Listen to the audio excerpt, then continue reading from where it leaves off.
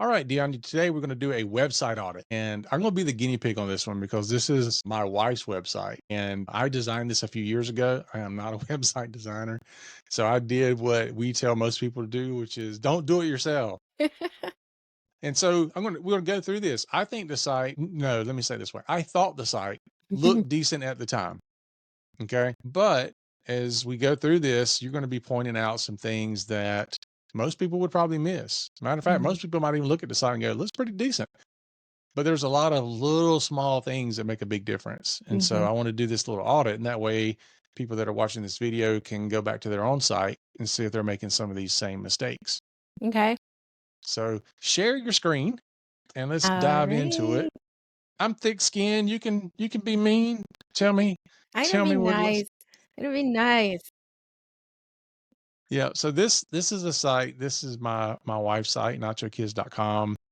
Built this a few years ago. I'm not sure exactly how long ago it was. I wanted to think it was around COVID, so probably 5 years. Definitely way past time to have a new site done. Mhm.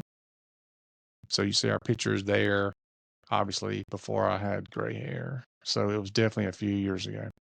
Um, all right, let's get to it. What do you see that jumps out just in the top part of it? Well, one of the things that I think that you did well when you were designing it is I like how the logo is front and center. So that's a good thing. I know that I have landed in the right place.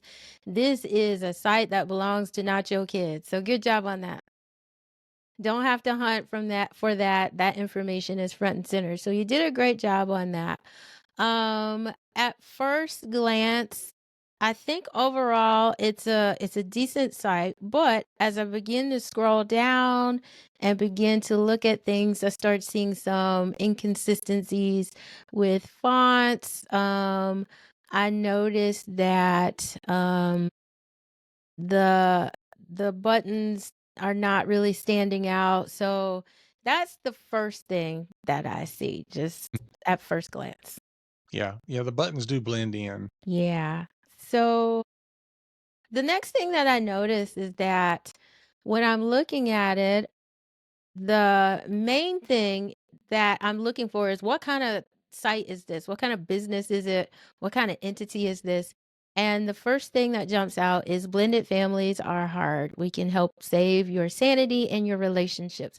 A lot of people don't know, like, this is the biggest, the most important part, one of the most important parts of your site is tell us who you are and what do you do and who do you do it for. So I know off top this is about blended families and that you help blended families. But I don't really know how you help blended families. It's a mystery. It says discover more and we can click on discover more, which takes us to your about page. I think that's where we are. We're on the about page. It might have been a good idea also to add breadcrumbs because I think we went to the about page. I see it highlighted here, but I don't know for sure where we are. So the breadcrumbs could have helped to have, home and then about. Then I know I'm on the about page.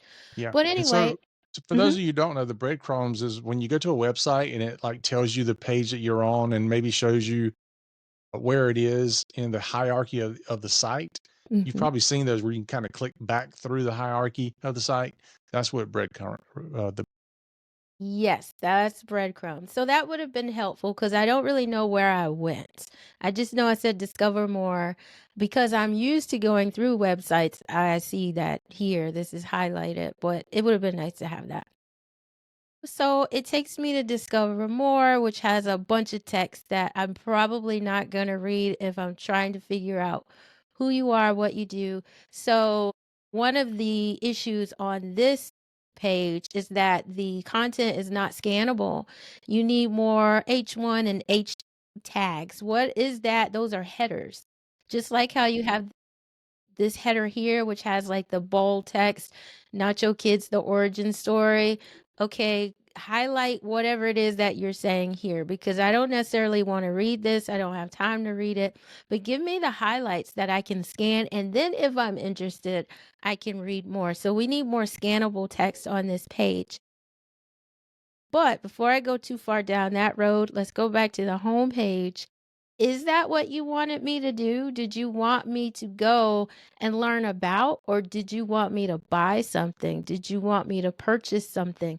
And I know, because I know you, that the main thing is that you want people to go to this Nacho Kids Academy right here.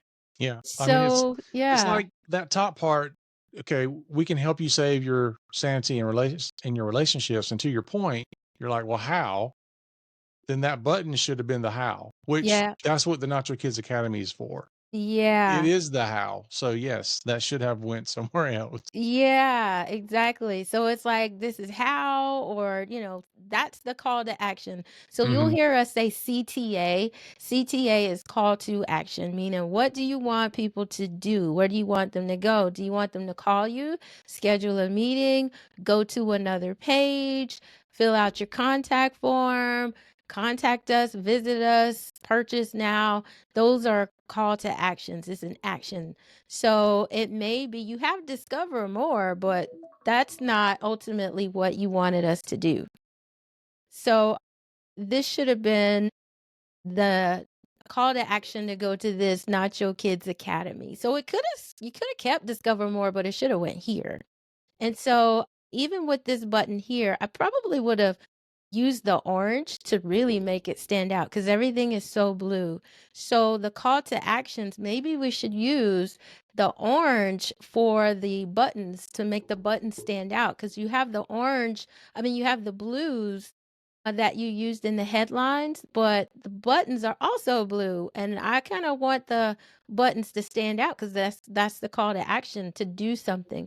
So maybe this should have been orange and maybe that should have been orange since we have the orange here in the logo. And maybe we could add another word, visit Nacho Kids Academy, because now you're telling them to do something versus just Nacho Kids Academy. It could just be a label and no one knows this is actually a button to click on that, oh, this is Nacho Kids Academy. And it's like, no, we want you to click on here. So visit tells us to do something. And that should be something you do in all your buttons. Like for example, the first button down there you brought up said discover more. Mm-hmm. You see learn more or read more, or there's always an action to it, whereas that button has no action to it. It's You're just right. simply it's a label. Yep, it's a label. Those that's the biggest thing that I see in the entire site is the call to action is missing because this is your money maker right here. And so for other businesses, when you're creating and organizations, when you're creating websites, why are you creating the site? What do you want people to do? And make sure that you're telling them to do the thing you want them to do as often as you can. So when you're scrolling down, for example, I'm going to change this view a little bit. This is going to be in view. When you scroll, when you see this, you see this should be a call to action and this is a call to action. When you scroll down, there should be another call to action somewhere in this view. Don't make it hard for people to do the thing that you want them to do. If you scroll down again, there should be another call to action. We see more episodes here, but we probably could say view more episodes. But is that the main thing you want them to do? Maybe for that section. But we need a main call to action in this section and so on and so forth. So really think about, are you telling people to do what you want them to do in every view of the viewing area of the site? So that's a major thing that a lot of businesses miss is that call to action. That's the whole point of even creating the site. The other thing that I noticed is just the mismatch in fonts. So I think that the overall style, this would have snapped it in place if we also would have had a sans serif font. So what's a serif font versus sans serif? A serif font is a font that has the little feet on it. So you see the little feet on the font. That is called a serif font. When you don't have the little feet, that's called the sans serif font. So you have a sans serif font here, you have a sans serif font here. If you look in your logo has sans serif fonts and even your navigation, the menu has sans serif, and then you have serif. So it's not a no-no necessarily because there are some sites that kind of play off one another and sans serif fonts. But my question will be, does this line up with your brand? Does this communicate what your brand wants to communicate? And so I start to think that maybe we have too many font options here because we have the body font, we have the font in the buttons, we have the font for the headers. This is a completely different type style here. So this is Arial, I believe. I think this is Listeria. I believe this is Muley, and I believe this is Muley font, and so on and so forth. You want to kind of limit that down to one or two. And so you have too many fonts going on, which can kind of begin to create a little bit of chaos in the site. So that's from a design perspective that I see. Yeah. It turns into something that's fantastic. Yes. Yes. So, without getting too granular, because we could really go on and on about, with a website audit. Another thing that I notice as I begin to click through the pages is um, brand consistency and website consistency or design consistency. So when you go to the about page, this style begins to change. So you'll see this background picture here doesn't really match the home page. If you go to the podcast, there is no background here. If you go to the club page, there is no background. Now we have an introduction of new colors. If you go to the blog page, it's a completely different style here. If you And do now I the got a F green button. Yeah, we got green going on. And then you go here, this is a different background. I see the little kind of cube thing is really light. I don't know if you can pick that up on the video, but there's like a cube little background here. And then this style completely changes. Now we got rounded section. Yeah, all So there's caps. all caps. Yep. So there's some style inconsistency there.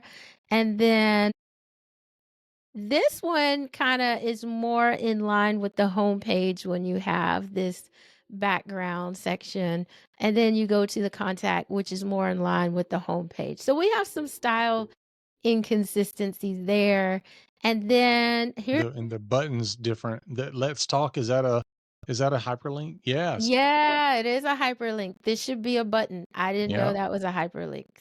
I didn't either. I was like, why is it blue? Yes, and that's a call to action, I think. I don't know. It doesn't go anywhere. No, it It's probably just, yeah. "Let's talk." So Reloads, it just reloads the page. yeah, that's what it does. So it shouldn't be a hyperlink. Probably could be you're saying send a message and let's talk, pick one. So Mm, let's talk could be here, and then, or you could say send a message and eliminate that. We only need to say it once. It's kinda redundant there. But here's the biggest issue. So, like we said, the biggest call to action is the Nacho Kids Academy.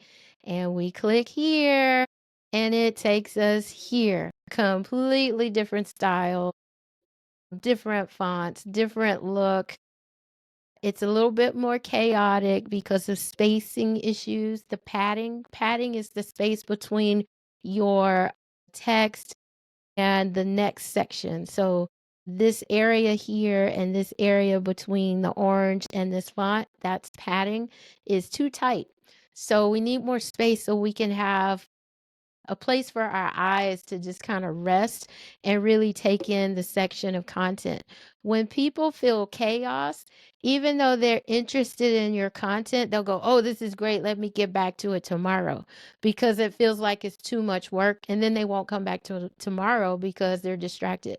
You want them to purchase now, get the information now. So this is page should be more polished than the nachokids.com site, because this is the one that all of your social media content, all of your promotions If you have any print items, it's gonna tell people to go here. Everything should be directing people to this page because it's the moneymaker.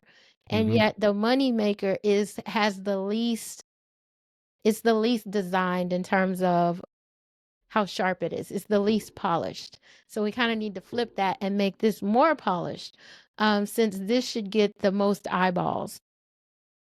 So you have some style issues here where this part of the Nacho brand style because it doesn't seem to match. You don't have headers to make the text scannable because people typically are not going to read that. They're gonna be exhausted. People don't like to read. Just generally speaking, they don't like to read. They like to scan. Hmm. So some of the areas that are bold should be headers where, okay, you can build better relationship, you can share with others without fear, and you can save your relationship insanity. Headline, headline, headline. That would have been great. And then if you want to include this text, you can below if we want to read it, but we don't have to read it. We have an introduction of new colors.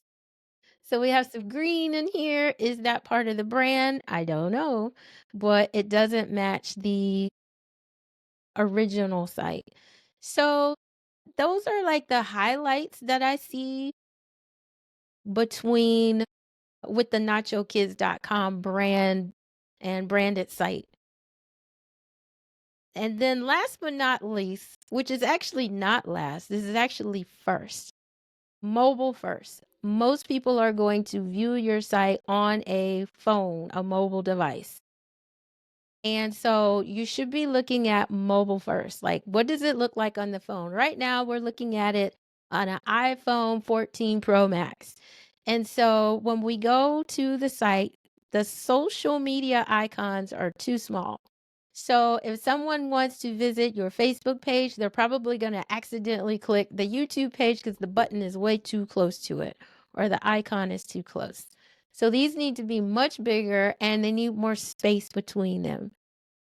The Nacho Kids Academy button, which we still don't know is a button, it looks like a label, it's competing with the menu. So for people who may not be as tech savvy, don't assume that they know this is the menu. They do when that's the only thing there, but they may be trying to figure out how to navigate through your site and then they'll click here and get taken to the Nacho Kids Academy page and get completely lost because they don't know why they're there. So I would definitely keep this menu button here in the right section and maybe move the Nacho Kids Academy underneath with, the call to action verbiage, visit Nacho Kids Academy so that they know that it's not just a label. The other thing is that this is a very long scroll for mobile. And so we need to make the header sticky. Sticky means that once this is here, it stays.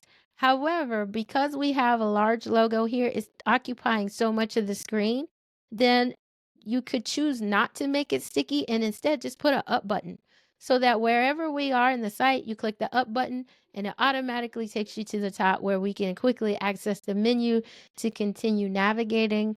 And then last but not least is this is not mobile responsive. So if we have to pinch, grab, or do anything other than scroll, then that means it's not mobile responsive. And so that's a problem there. And you may have some alignment issues here. So these things should be centered. And so those are just the highlights that I saw on this site. All right. So there's some things that you can take and go back and look at your own website and see, are you having some of these issues? Do you have some crazy text issues like we have here, or alignment issues or padding issues, those types of things? All of that plays into how people experience your website, how they experience your brand, and how they think about it psychologically. Oftentimes they don't even notice, but it makes a huge difference. So Yeah. hope this was helpful for you guys, and we'll catch you in the next video.